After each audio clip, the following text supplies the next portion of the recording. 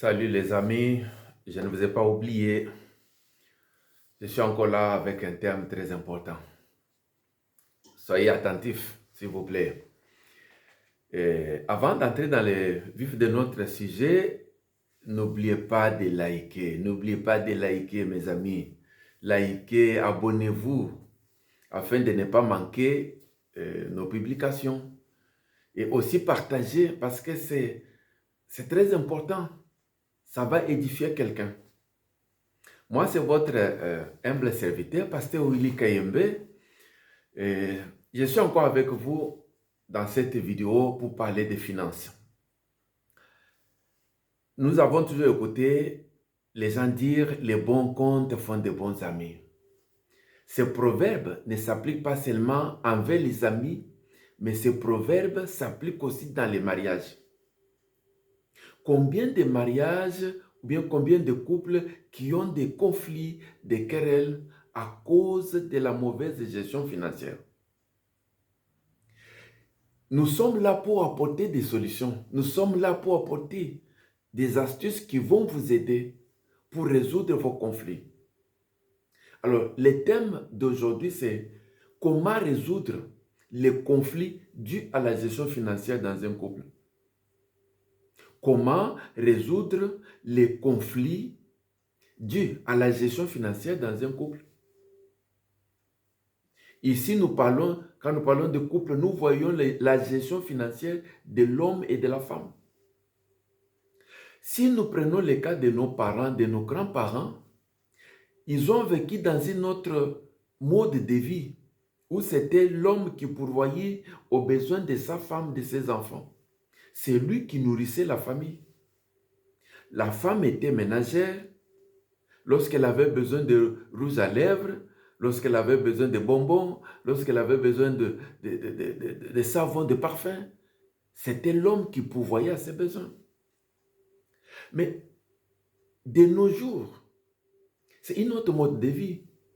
Parce qu'ici, l'homme et la femme travaillent. Ils ont tous des revenus. Maintenant, chacun fait de son argent ce qu'il veut. Et c'est ça qui engendre maintenant le conflit. Sans tarder, nous allons voir quelles sont les causes de ce conflit en ce qui concerne la gestion financière dans le couple. Le premier élément, c'est la mauvaise gestion. Lorsqu'il y a mauvaise gestion, c'est-à-dire nous voyons chacun qui fait des achats impulsifs, par exemple des dépenses plutôt impulsives, des dépenses non proclamées. L'homme sort, il revient avec des histoires qu'il a achetées, la femme aussi sort, elle revient. Et parfois même ce qu'on a acheté, on n'en avait pas besoin. Ça risque même de traîner dans la maison, dans les magasins, jusqu'à périr. Et là, c'est un problème. Deuxième élément, c'est cette incompréhension-là des allocations familiales. De tout ce qu'on peut avoir comme allocation. Allocation de logement, allocation familiale. Mais je mets beaucoup plus l'accent sur les allocations familiales. Combien il y a de couples qui ont des conflits à cause des allocations familiales? Troisième élément, c'est lorsque l'aide aux membres de famille est mal gérée, est mal contrôlée. Combien aussi de couples dont l'homme assiste sa famille sans que la femme le sache et la femme aussi assiste sa famille sans que l'homme le sache.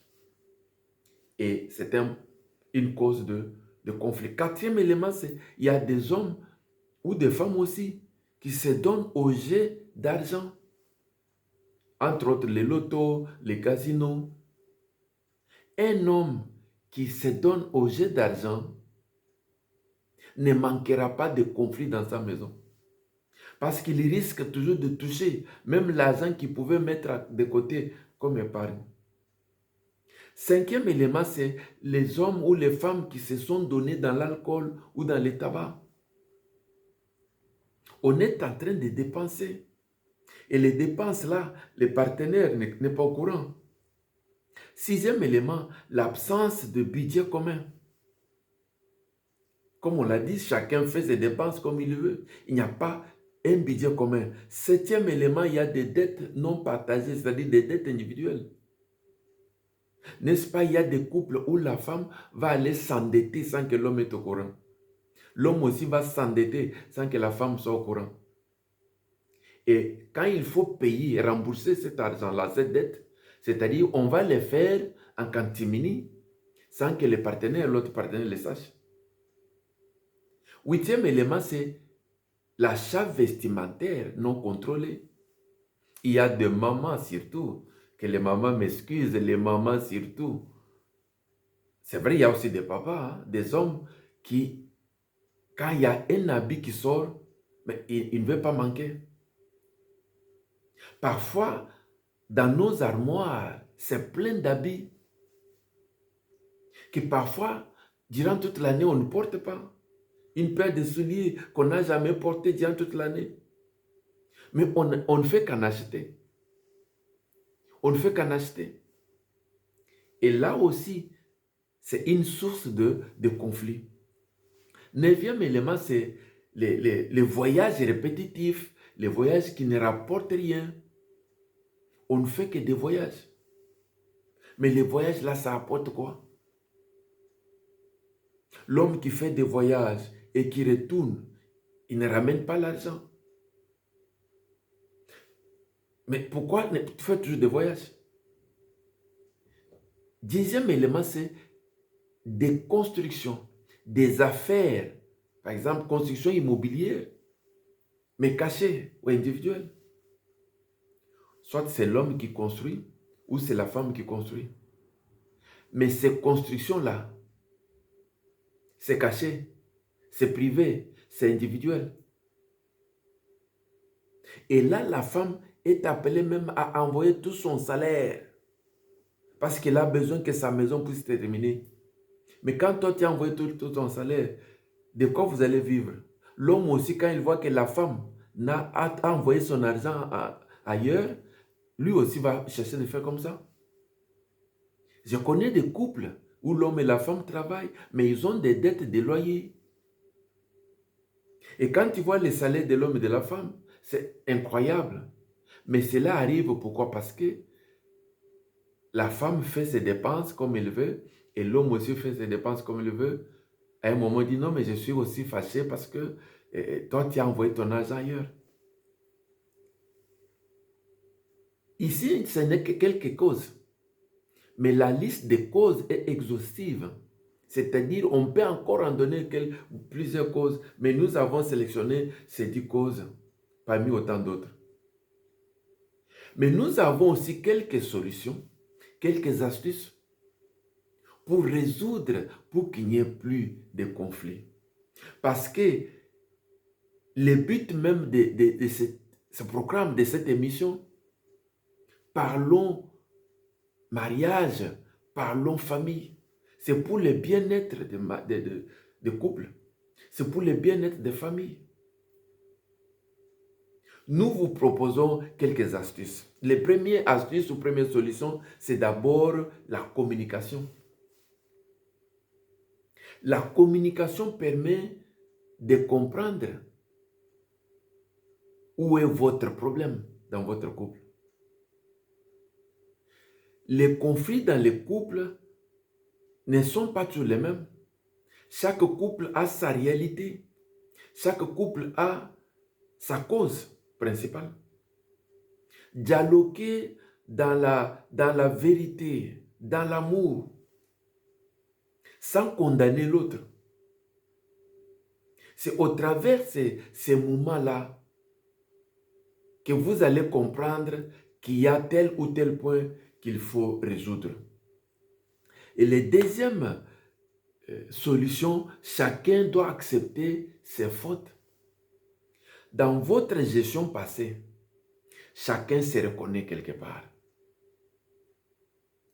Non, mais moi, je suis ou j'étais à la base de nos dépenses.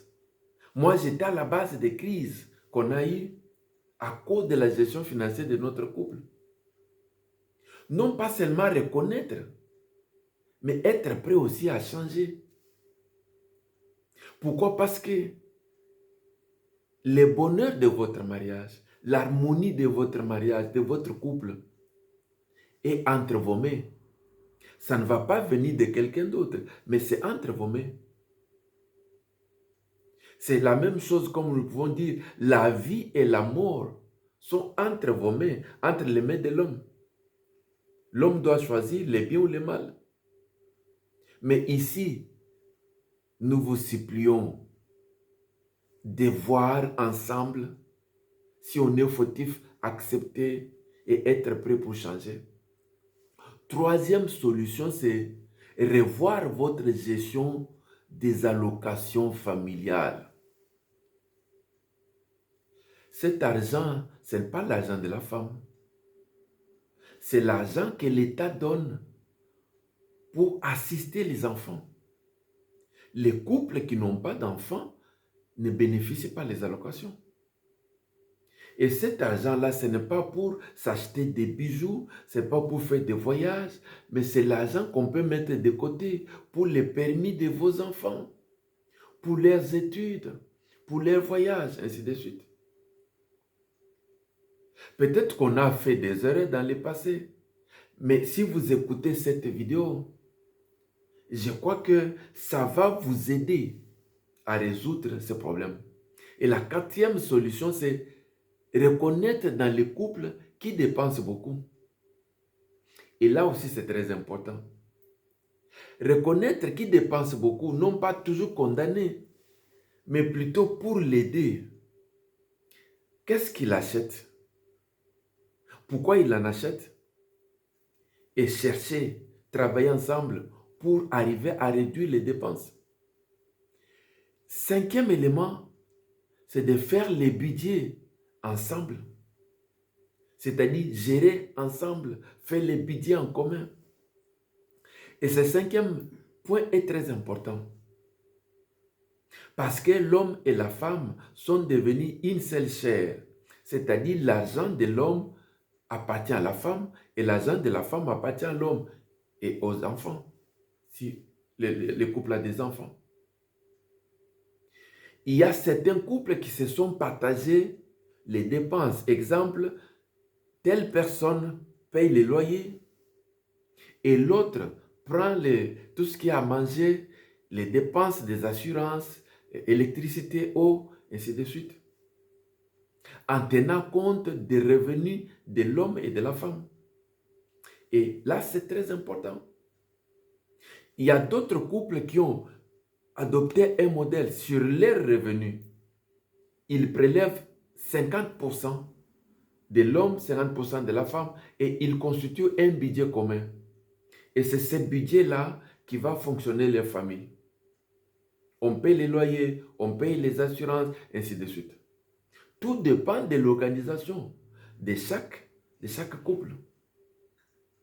Je répète, il y a certains couples où c'est l'homme qui paye les loyers, la femme prend à manger et l'autre dépense, ou c'est l'inverse, la femme paye les loyers et l'homme paye l'eau, les assurances, l'électricité, ainsi que d'autres dépenses.